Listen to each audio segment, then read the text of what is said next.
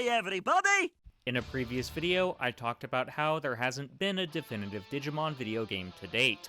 This got me thinking about the various sub-series and what some of the issues are, because I'm of the belief Bandai can really pump out a Digimon classic fans and newcomers can both love, so let's get into it.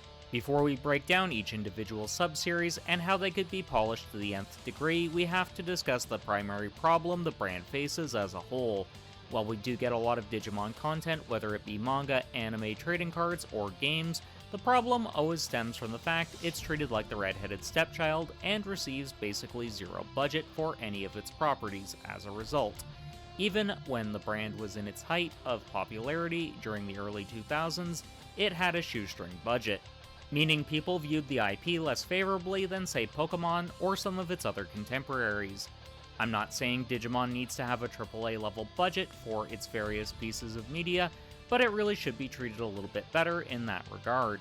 Anyways, let's start breaking down Digimon World and how Bandai can polish it to be the best it can be, before we discuss the Digimon Story games.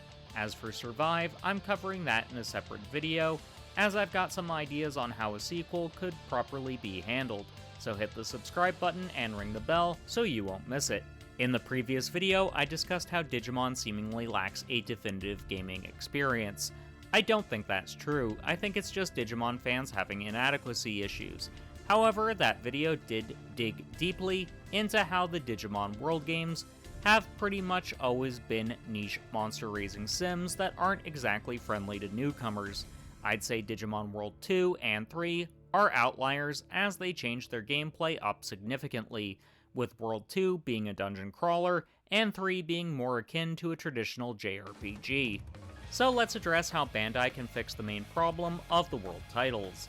One of the core aspects of the World series, especially in the original PS1 title and Next Order, is figuring out how to make your Digimon as strong as possible, and raising it into a stronger form before it inevitably dies, whether that be through your Digimon losing all of its hearts, or through old age.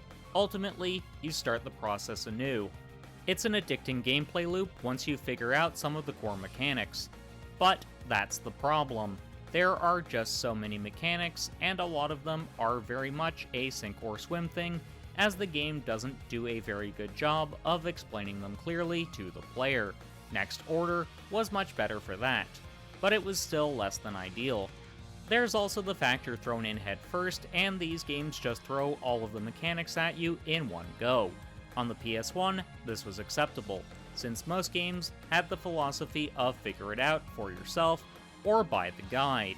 In the modern era, it's quite different since fan guides are now readily available, and game design as a whole holds the player's hands far more, which is something the World games are going to have to do if they want to be more accessible and beloved experiences. One of the ways Bandai could have their cake and eat it too is with the difficulty settings. If you want an easier time of it, the game could then drip feed you the mechanics a bit more by having a prologue tutorial, which could also serve the purpose of having some backstory for the main narrative. Not that you're playing these games for that primarily. Whereas the normal or hard difficulties would hold your hand far less and be far more akin to what we have now. Sticking with difficulty for a bit, one thing I think Bandai would have to do for a future World game would be decreasing the overall difficulty.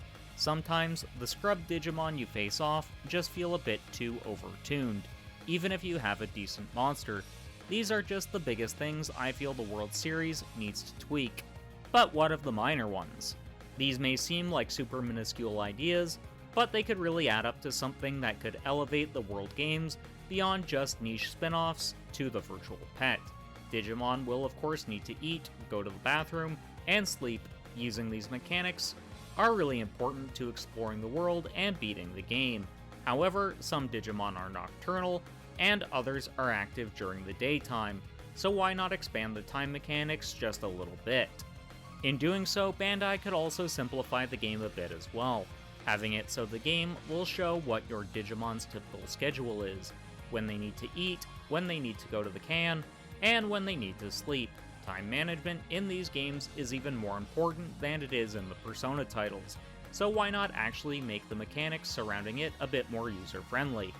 Other than that, I think Digimon World games do a fairly decent job of being fun experiences.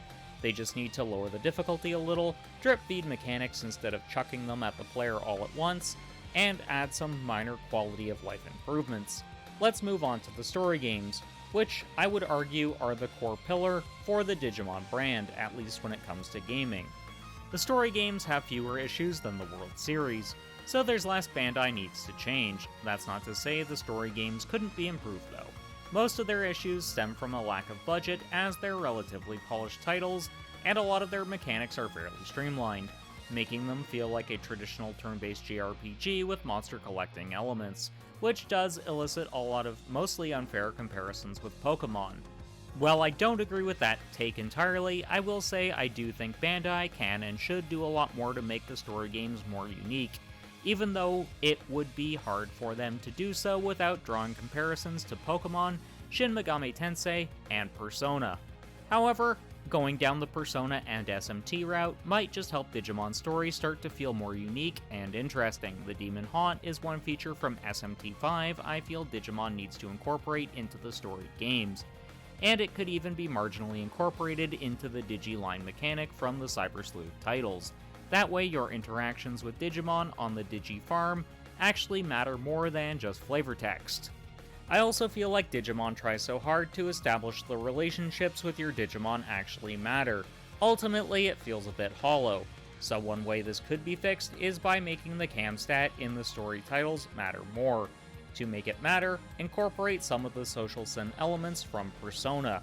While you will be digivolving and de-digivolving your Digimon a ton, the social sim elements could still make sense, especially if Bandai adds a feature where 3 of your Digimon wind up being your core partners. This could also work something like how each Digidestined has a partner Digimon in the anime, but for game purposes we expand it to 3, then give these Digimon memories of their previous forms or something like that. Well, it's a little thing, it could go a long way to making the cam stat matter, along with giving each of your Digimon more personality. I'd also like to see Bandai include something like the Reverie Corridor from Trails into Reverie or the Garden from Trails Through Daybreak 2. I wouldn't have them work one for one like either mechanic from the Trails series, but give us a randomly generated dungeon we can just enter into when we want to grind. Even Persona 5 had something similar with Mementos. While grinding isn't entirely a requirement in Digimon story games, given they tend to be fairly easy, it would just be a nice way to sometimes spice up the gameplay. And you could even entice players with items that are otherwise rare or hard to get, along with other incentives. This next part I'm not going to discuss to any great depth, as I'm working on a video that'll cover it in more detail. Basically, the TCG has a lot of problems. Bandai doesn't treat it like they should, prioritizing other properties they have access to. Their distribution is also rather poor, as well as Western players often have to wait sometimes up to 2 additional weeks after release to actually acquire physical product. There's also the fact Bandai has no official client for their TCG either, something fans have been demanding since the game's release. Basically, the trading card game is a mess, and it's tangentially related to this topic. To fix it, they need to get a better distributing partner, and they need to release an official client, as it's literally money on the table. The upcoming video will mostly be focused on the lack of an official client, but hey, I figured I should tease it. And I know a friend or two would have ridden my ass if I didn't bring up the fact the Digimon TCG is treated like an absolute joke right now. So what do you think the primary problem with Digimon games are? Let me know in the comments. This video was made available to my channel members first. If you want early access to videos, exclusive content, and shoutouts during the credits, then click the join button or the link in the description. Thanks go out to my current channel members, R. Campbell, Danny Boy, and Doug S. Now check out one of my previous Digimon videos, and until next time, keep blazing that trail.